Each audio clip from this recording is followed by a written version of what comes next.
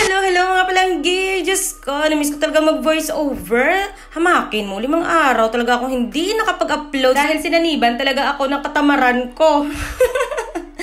So, balik na nga tayo dito sa ating cake. Ito ay, ikaw na ang bahala sa design team na naman. So ayun nga, tinanong ko lang yung aking customer kung ano ba yung theme ng kanilang event. Sabi niya, parang garden lang daw yung background ng kanyang stage. So sabi ko naman, sige gawin ko na lang floral design yung kanyang cake. Para naman makomplement dun sa background niya na puro kahoy at mga halaman. So para naman, diba, may highlight naman yun sa ibabaw ng stage. Kaya ginawa ko siyang floral.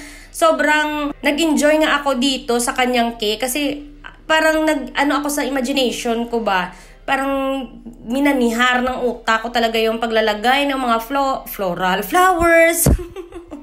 So, napili ko nga ay mga light and bright colors lang para naman sabi ko kahit malayo ay kitang-kita yung cake natin sa stage nila. At ayan nga, ang gamit ko dyang piping tip ay 1M at 2D at yung isa hindi ko alam kasi walang label yung piping tip. So, ayan na instant. Diyos ko, kasi full storage na pala yung cellphone ko, guys. Hindi ko talaga na film yung aking pagpapipe ng mga rosette. Tignan nyo naman, sobrang gaganda niya at parang realistic ba yung mga rose na napinipe ko. Diyos ko. Dito naglagay na nga ako ng mga drudges kasi sabi ko nga, mas naglulutang o mas nagpapaganda talaga ang drudges sa ating mga cake. Kaya hindi ako talaga nagtitipid doon sa paglalagay. Ay, ang bilis talaga ng video. O dito na tayo sa sheet cake na request ng client natin ay lagyan ng yema filling sa center. At dito, nag-enjoy din ako kasi sabi niya, ikaw na rin din yung bahala sa design ng ganyan. Aba sa floral din at yung isang cake ay dapat yellow lang or shades of yellow. So dito, naglagay ako ng violet at color pink na medyo papunta na siya sa red, no? Kasi sabi ko, para naman may maiba naman sa kulay ng cake. Parang kapangit naman kung pare-pareho. Talaga lahat-lahat ng kulay, no? Kakapay, voice over.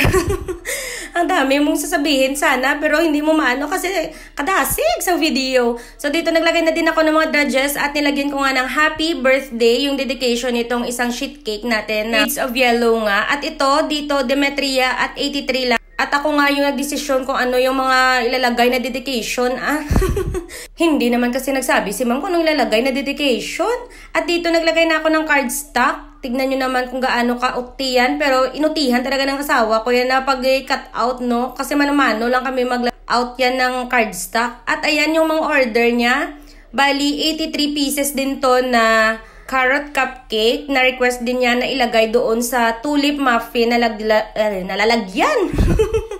At ayan nga, gusto ko rin mag-shoutout sa umorder nito. Ma'am Demetria, happy birthday. Diyos ko, June 24 pa ito. Ngayon ko lang na-upload. Thank you so much, madam, sa pag-order, no? Thank you. At syempre, gusto ko rin itong i-flex ang number 6 na number cake natin. Thank you so much, madam, sa pag-order. And thank you so much for watching, guys. Please i-follow niyo po ako sa mas marami pang cake video. Bye!